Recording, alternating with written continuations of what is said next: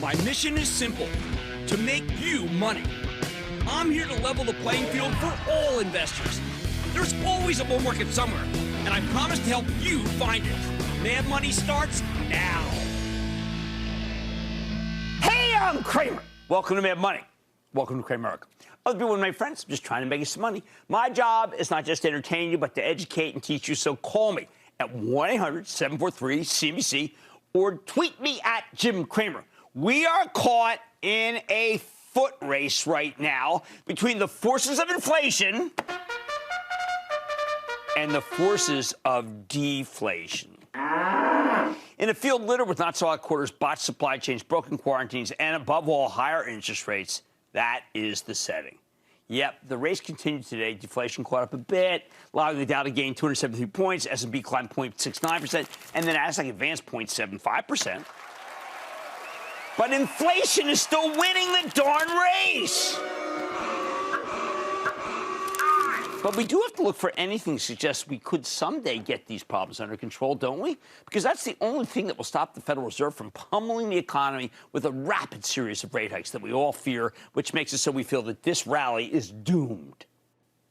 There are some significant green shoots on the deflationary side, though. Now, for instance, if you caught the Colgate call, I know you probably did. I like Colgate conference call on Friday. Within the catalog of ever-increasing raw cost woes, management dropped a real bombshell. CEO Noel Wallace, a hitter, got a question about margins and said, quote, "We have developed our plans based on spot rates today, and we expect those spot rates to hold and begin to moderate towards the back half of 2022. So you see the raw materials potentially peak in the first quarter and then stabilize, potentially moderate in the back half." Wow!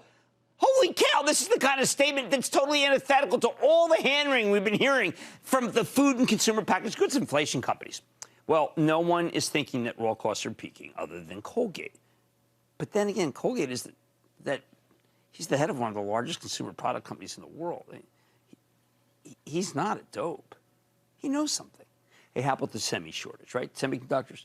Did you know the actual cost of the most basic of semis, the ones that are in short supply? Well, they're already starting to fall. Why? Because the shortage is easing up. Hey, get this. Stanley Black & Decker, which has a gigantic problem getting the larger chips than the DRAMs or the or flash, they're now expecting full availability come the next quarter.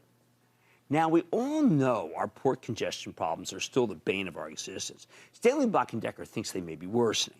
But the more I dig into this issue, the more I believe these problems are man-made.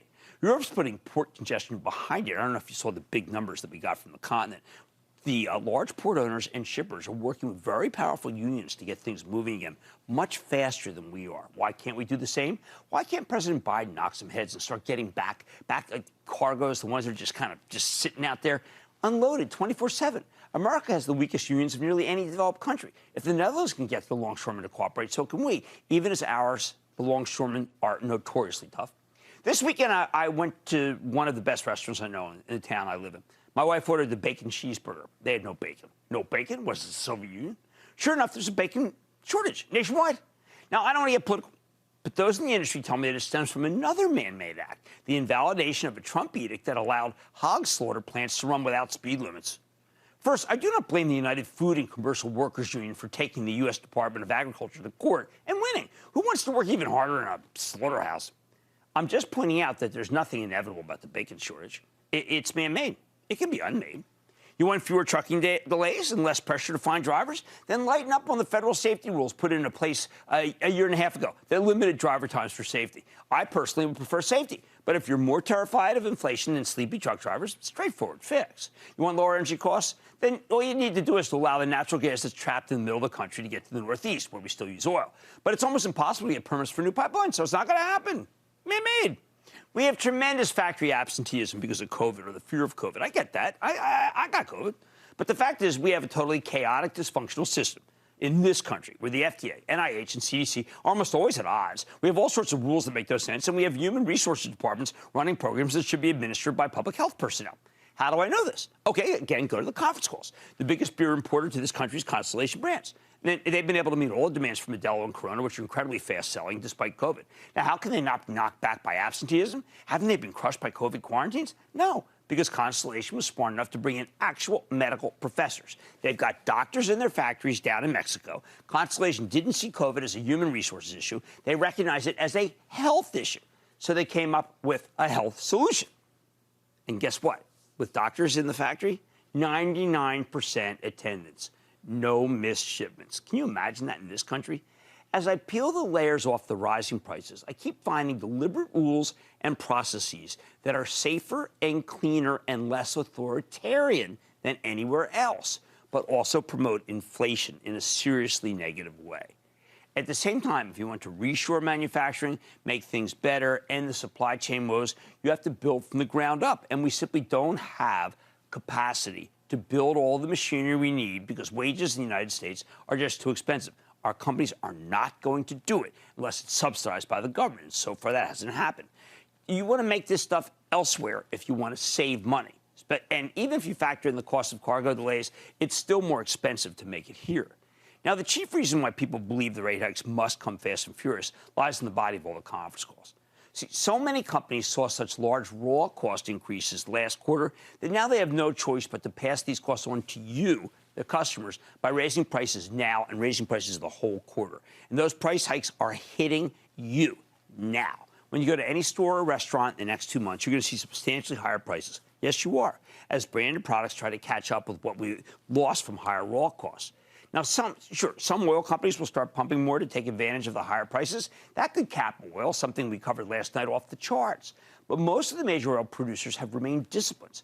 They don't want to flood the market with supply. Maybe they'll take their cue from Exxon, which this morning told us it vowed to boost its Permian Basin production by 25%. Chevron's only doing 10%. That could easily happen. Maybe Iran comes back to the table in the nuclear deal, instantly be free to export its oil. Those are two things that could bring crude down to the 70s. That would quell the terror of 5 rate hikes this year. And yes, tech companies will always find clever ways to keep costs lower. NVIDIA's got a digital avatar that can answer the drive-through conundrum. The whole process, 28 languages that digital twin can speak. Starbucks reported a weak number tonight. Maybe they call NVIDIA and they get this technology in for the drive-through windows. Can you imagine how many people would be freed up to go to other jobs at Starbucks? But nobody seems to be biting. Alphabet reported tonight they make self-driving cars. They were supposed to be the future, and they were supposed to help us with inflation. So the bottom line, the foot race is being won by the forces of inflation, not just because of a head start, but because the forces of deflation are running with leg irons, man-made leg irons that we as a society have agreed to. And in many cases, this stuff is the cost of safer, better, freer society. And I think it's worth the price. But make no mistake, the price is real, and it's going to get worse before it gets better. Chase in California, please, Chase. Booyah, Mr. Cramer. Booyah. So eBay is trading at just a 3 PE ratio with low debt and over $2 billion of free cash flow. Has eBay had a bad rep with Wall Street analysts in the past? With the holiday quarter reporting soon and people being able to find their iPhones, sneakers, and other gifts on eBay, how would you value the fundamentals of this name compared to an Amazon or Etsy, who has expanded into different markets? Well, I mean, first, it is selling at a little higher multiple than you say. Second, I have to hear PayPal tonight. Now, PayPal's very disappointing. I talk about a lot of the wins that I have with the club. AMD's been a win. Google's good. Alpha's good. PayPal's a disaster. And PayPal, I have to hear and listen before because I know it's deeply related to eBay. And when I see a disaster, I think there's great repercussions. I wish I didn't have to use that word, but I like to own my mistakes. Most people don't. Wayne in Ohio. Wayne. Who day, Jim? Yo, Wayne. Just calling about Whirlpool stock. I noticed it's been down about 30 points in the past month. Just seeing, do you see this as a washed up stock or not? This was a stock where, frankly, the conference call wasn't that good. I like Mr. Bitzer very much, but I didn't feel that they had they got some real cost problems. And I also think that they are caught up in if the Fed raises rates. So even though it sells at 7 times earnings, I can't. I'm concerned. Call me concerned. I just did not think the quarter was that great. Let's go to Mark in Iowa, please. Mark. Booyah, Jim.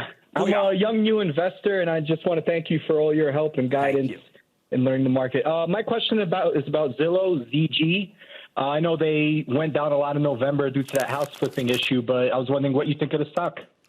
You know, I'm not a fan. they shot themselves in the foot. They were not that humble about it. I like humility. Humility gets you a lot further than arrogance. They simply have not delivered. There are other situations that I think are better out there. What can I say? All right, look, inflation is winning, and I hope I explained to you why in some very simple examples that are magnified throughout our economy. And the ones I gave you are going to get worse before they get better. On Mad Money tonight, Cathie Wood's ARK has fallen from its highs, but could her top holding signal opportunity at these levels? Let me give you my take. It's going to surprise you. Then looking for the best bargains in this market, I'm taking a closer look at the once hot medical device makers, sharing which might be worth picking up for the long term. And as Brunswick stock sinks, could the business continue to soar? I'm discussing this odd dichotomy with the company's top brass. So stay with Cramer.